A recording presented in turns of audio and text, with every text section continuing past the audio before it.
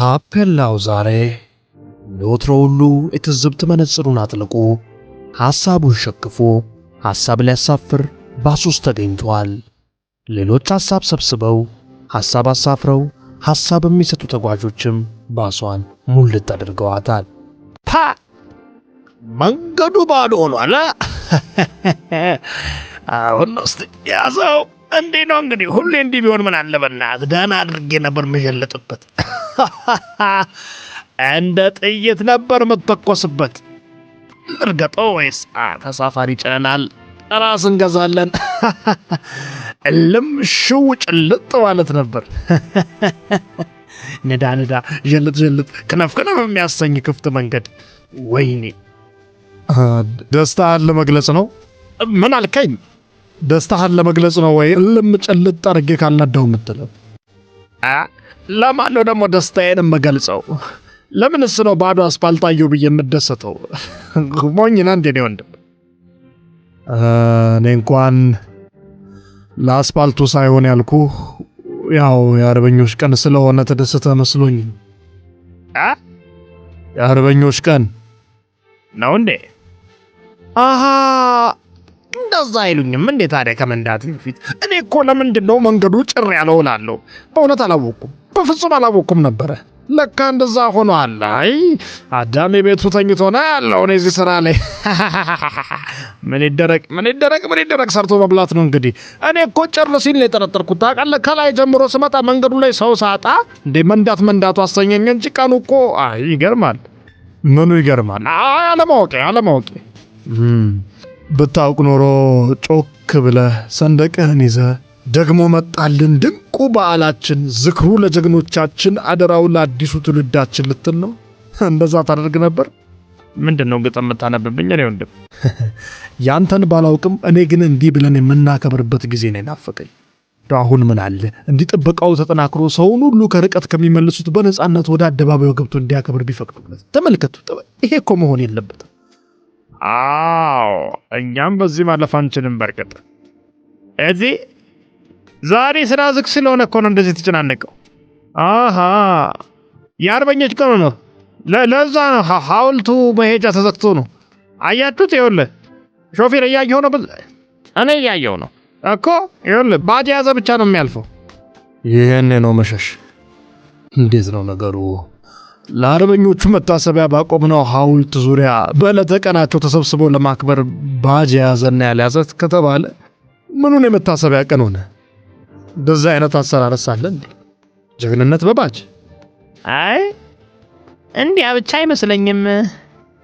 ለሁሉም ክፍት የሚደረግ ህዝባዊ አደባባይ በዓልነቱ ከቀረ ሰንበትበት ብሏል እኮ። አንተ የባጁ ነው የገረመ? ያው ሁሉም ካላንደር መዝጋቱን አስቦ ቤቱ ይውላል እንጂ ድሉን እንደረሳ ነው እኮ ያስታውቃል። እንዲሁ ርስት ተደርጓል። ታዲያ ኧረ ምን አለ እነሱን እንኳን ቢያስቀድሙ። የኛስ ሲሆን ገመናው እዚሁ በዚሁ እንሸፋፍነዋለን። ነገር ግን የአባቶቻችን የተጋድሎ ጀግንነት የመላው ጥቁር ህዝብ ጀግንነት፣ ለመላው ዓለም ጭቁን ህዝቦች የተጋድሎ ወኔ ያስታጠቀ ኃይል ነው። ይህን ብሎ ከተለያዩ የዓለም ሀገራት ለማክበር የመጡ ተመልከቷቸው እነዛን ዜጎቹን። አዎ አያናቸው እኛን ይመስላሉ። ጀማይካዎች ሳይሆኑ አይቀሩም እኮ እነሱም አሉ። አረ ነጮችም እንዲሁ ወደ ውስጥ እንኳን ዘልቆ እንዳያከብሩ እየተደረገ ነው። ይሄ እንኳን ቢቀር ምን አለበት? እኛስ እዚሁ እንሸነጋገል፣ ግን ክፍተታችንን ለዓለም። እውነት ነው።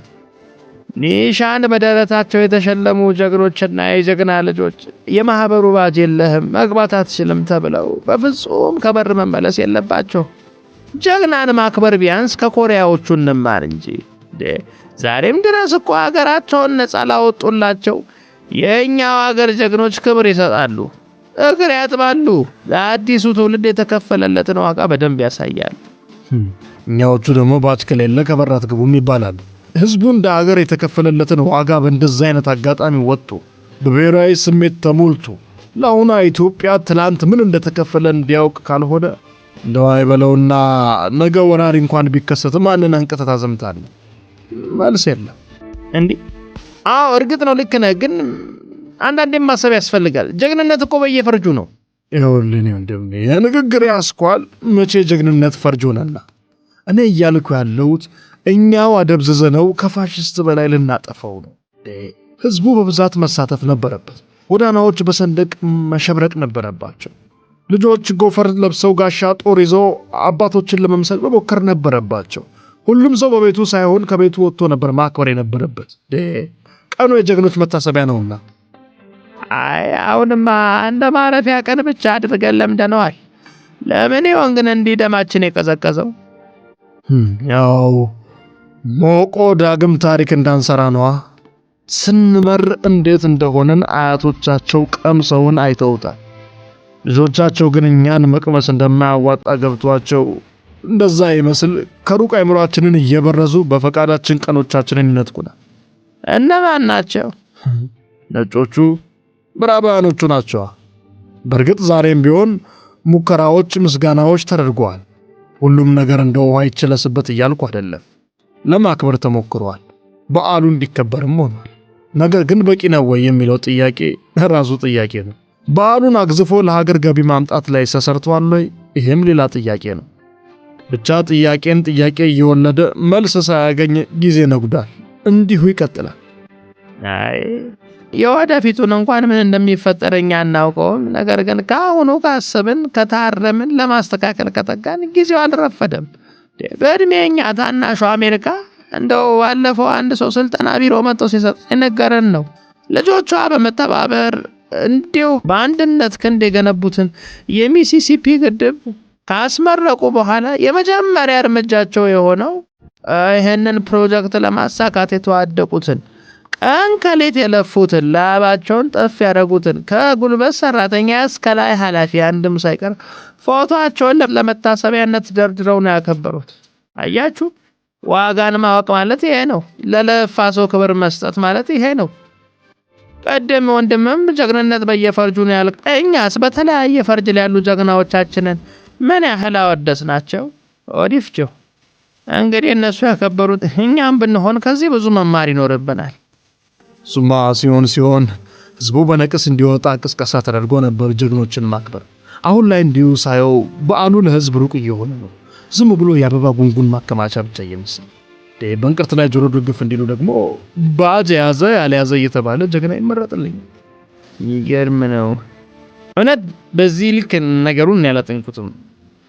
ግን እኔ ሁሉ ጊዜ እንደዚህ አይነት በዓል ሲመጣ ካላንደር መዘጋቱን እንጂ ስለ ትርጉሙ ብዙ ገዶኛ ያውቅም።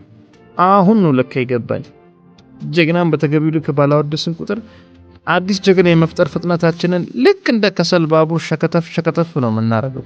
እኔ በበኩሌ ይሄ ዓመት ባይበልጠኝም ከቀጣይ ጀምሮ እንደኔ ጎዳና ወጥቶ የሚያከብሩ አይኖርም፣ ቃል እገባለሁ።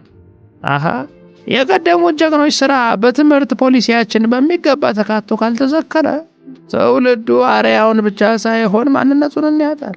ትክክል። ማማረርና መተቸት ብቻም ሳይሆን መሬት ወርዶ ሰርቶ የመፍትሄ አካል መሆንም ግድ ይላል። እናም እላለሁ ለአዲስ ትውልድ ድልድይ በመሆን ትላንትን ከዛሬ ዛሬን ከነገ እናስተሳሰር። እሱን ስናስተሳሰር ነው ሀገራዊ ምኞታችን ተሳክቶ ሐሳባችን ሰምሮ የምናየው። እኔም ከዚህ በኋላ ለሚመጡ ጊዜያቶች ወጥቼ በነቂስ ለማክበር ቃል እገባለሁ።